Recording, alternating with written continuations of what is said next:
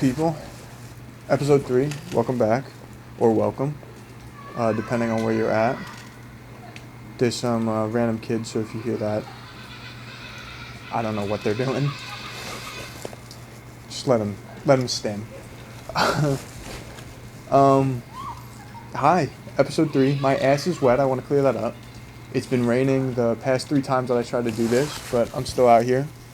I think that's a sign to just push through whatever obstacles and just keep going. So I think I'm going to take that in my stride, and I'm happy to be able to look at it that way. To back it up to the last episode, I'm grateful for it, you know. Today's episode is based around narcissism. And if you don't mind, I'm going to pull out this thing because I have the definition on me right now. A personal trait characterized by an exaggerated sense of self-importance and strong need for admiration, a lack of empathy for others. So aside from the empathy part, because, you know, I guess, you know, that take it or leave it with certain people. You know what I mean? Some people feel that way. Some people don't, you know, have empathy. I think it comes in fleeting moments for everyone. But some people, that's not their main trait. But aside from that, I think all of us are narcissistic. And I think if you are able to listen to this and tell me, no, I am not, I think you are worse off than the rest of us. Just want to clear that up. I'm not trying to be super judgmental, but you have to be self-aware. You have to understand if you fall victim to the same thing that we all fall victim to. And I think one of the reasons why that is because of what we call creature comforts. It is very easy in today's world to fall into a creature comfort, which is just a way for us to pass our time in the most comfortable way possible. That could be, you know, a 92,000-inch TV or the comfiest couch in the world. Or it could be your new vape pen, or it could be your collection of baseball hats, you know? I'm not trying to personally attack anybody if you got a personal collection of baseball hats, whatever. Do you? And do I blame you for that? I want to clear that up as well. No, absolutely not.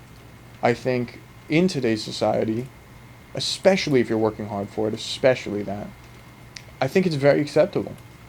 I think that that's just the way of the world. We've come so far in our advancements that, you know, we feel that we work hard enough to achieve that sense of relaxation and to purchase and receive or treat ourselves to a certain level of comfort. And I think that that's a completely acceptable thing to do. Why would you hold that against yourself in any way, shape, or form? You know, we deserve that, especially if you work hard for it. Especially if you work hard for it. You know, people bust their ass 9 to 5 in a spot that they don't like for the entirety of their life, and to say that they aren't entitled to, you know, a grouping of things that makes them feel like they can relax, then, you know, that's completely reasonable. I think the issue is that we're still not able to relax without them, or with them, sorry. We're still not able to relax with them. You know, the point of it all is, you know, we're doing it to numb the pain. That's more what this is. It's less about, you know, where you're at and how hard you worked for this. It's more about the fact that this is so that you can get by day to day. That if this wasn't your bare minimum and this wasn't your base setting, then you would be hurting, you know? And to cycle it back, because I know I went on a bit of a tangent. Narcissism, I think we're all that way. I think we're all self-centered. I think we're all driven by the root of the root of all things. I think is our own greed. I think most people and me, you know, I'd like to admit that first, so that maybe everybody else feels a little bit comfortable admitting the same thing. A lot of the time when I do a nice thing, you know, I was raised to hold open the door for people, to say, have a good day, to say, do this, do that. Most of the time when I do those things, it's so that I can receive a certain kind of reaction. Which is why it irks me so much when I go out of my way to try and be nice to people, and then they almost seem offended by it.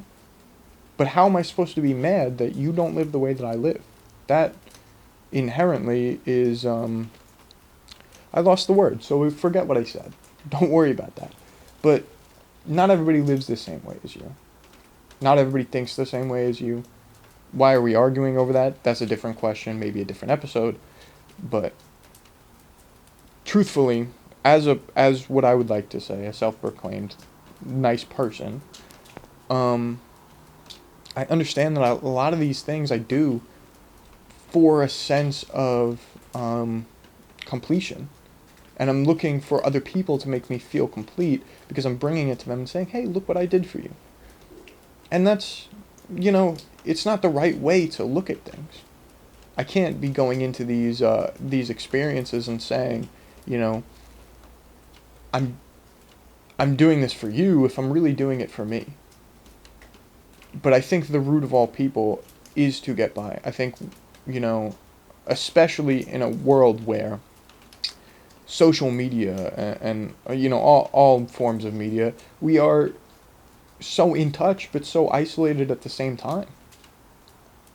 They feed you, opinion pieces. They feed you, your creature comforts. They feed you, your favorite reality TV show.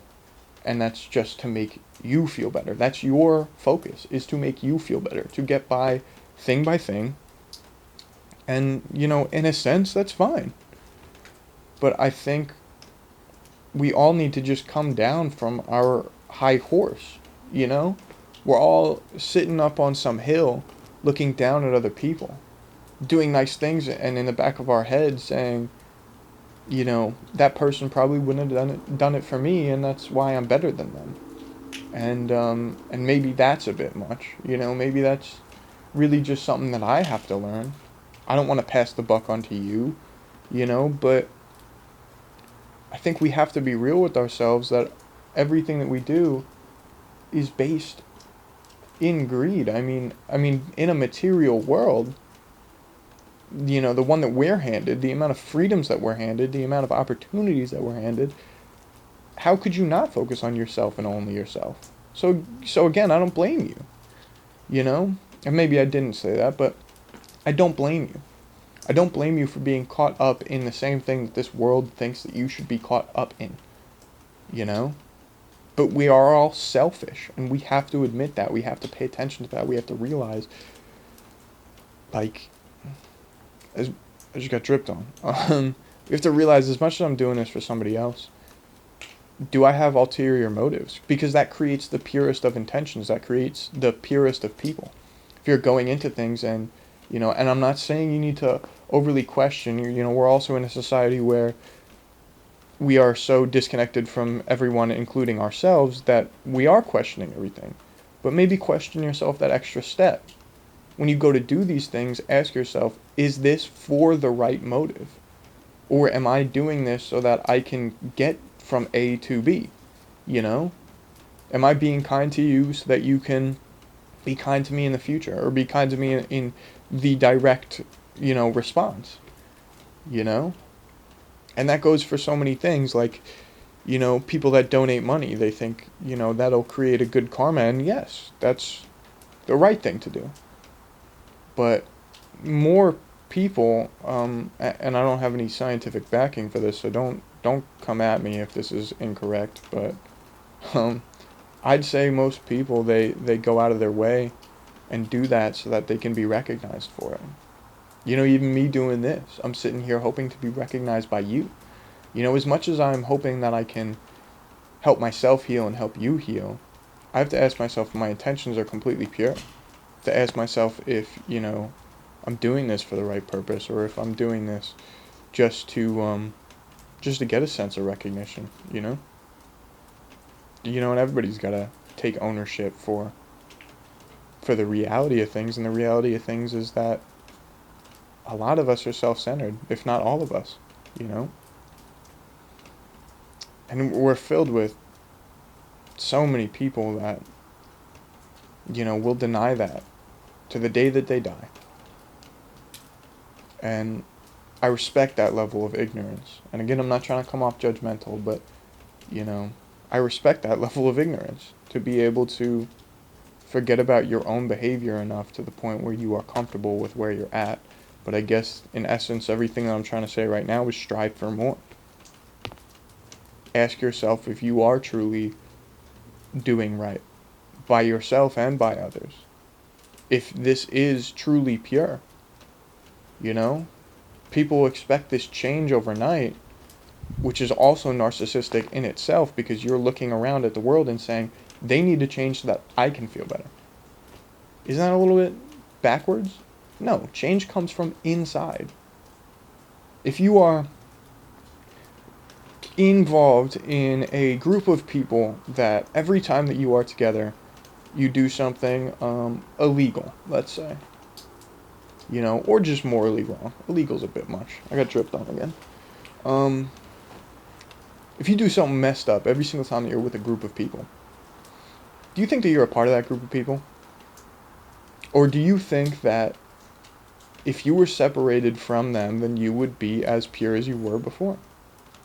No, the change comes from inside. We're looking for external solutions, which brings us back to our creature comfort. We're looking for things to pass the time. We're looking for things to numb the pain. We're looking for things to escape from our own reality of this is who we are. And we're escaping from the fact that we look in the mirror. How many times a day do you go to the bathroom? How many times a day do you go to the bathroom and look yourself in the mirror after you go to the bathroom? You don't just pick up your phone. These are all the reasons why people are refusing to develop. Is because why would you need to? I don't need to. I've got a phone that tells me everything that I need to know and the ways that I should feel about them. So I don't need to think about anything. I could sit here and have this high righteous opinion and tell you how to live because it's for my comfort, because you're destroying my comfort. We're always looking for somebody else to blame, you know? And sure, there's a lot of, you know, deep-rooted issues that we can't control. But does that mean give up on all things? Grow up to be self-centered? Act as if we are ultimately, you know, the be-all, end-all of this universe? No. We're not gods. We were put here by some form of creative, I don't know, maybe it's a god. You know, but if you're gonna meet this entity one day, then are you going to meet this entity and when they say, hey, you know, these are all the things that you messed up in life, are you going to look at them and say, you know, if you put better conditions out there, I would have done better? You have to stop living like that. Again, I'm not trying to come at anybody personally.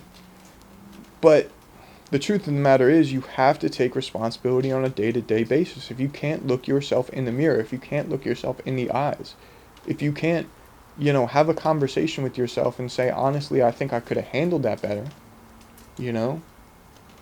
The heat of the moment, I get it. You get carried away. Everybody does. But if you're not going to acknowledge that that was the heat of the moment and what was in the heat of the moment was wrong, you know, then you're worse off than the rest of us.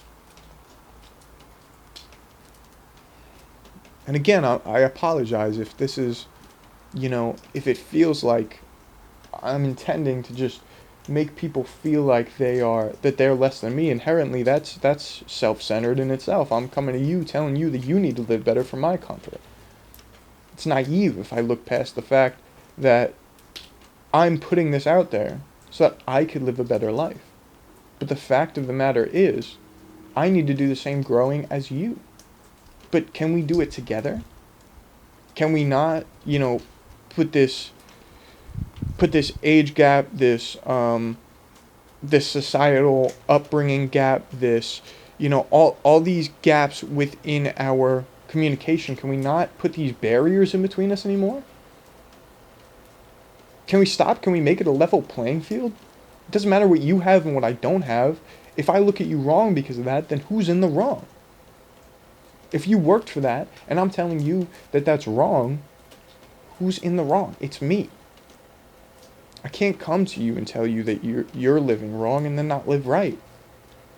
If I'm based in judgment, if I'm coming to you based in the idea that you are doing wrong, how can I call myself right? You know? And maybe that got tangled up. I hope that you guys understand what I'm saying. And I'm thankful that you guys are listening in the first place, you know? In a sense, it's self-centered that you guys are listening in the first place, because technically this is for self-improvement, for mental health, you know? That's the label that I put on it anyways, so that I could maybe feel better about what I do, you know? And is this a good thing to do? Yes. But for a long time, did I not do this because I think my morals were in the wrong place? Yeah, absolutely. I want this big platform. I want these people to talk about me, to pass around my videos, to say, look at how smart this man is, intelligent, look at how inspirational, look at how, you know, just morally correct. But that's wrong. I'm not. I'm another human who's fucked up 1,000 times. And if I hadn't fucked up, I wouldn't be here. If I hadn't fucked up, I wouldn't understand that this is really the most beautiful experience for all of us. And who am I to take advantage of that? Who am I to, you know, sit here and you know, disrespect my surroundings in the name of self-preservation? Just got dripped on again. I hope you understand what I'm saying. I hope that this isn't, you know, I feel very detached, I guess. You know? So to be honest with you, I feel very detached from what I'm saying and what I'm doing, and maybe that's still just a block between me and myself, so that I don't see myself as this, you know, as this person that's using this as a means to an end. You know? I'm still here telling you how to live. Still here telling you what you can do to make this world better for me, to make me more comfortable when I walk outside, so that I don't feel judged. But why is judgment the thing that we go to? Why is it easier to be harsh to the people that are around you as opposed to authentically approaching them and understanding them on the level that they're at? Why are you higher than people? We're not better. You know, and if you think you're better, you're worse. That's the truth. I don't know, man. I don't know. But step by step, all that I can do is try my best to improve on a daily basis.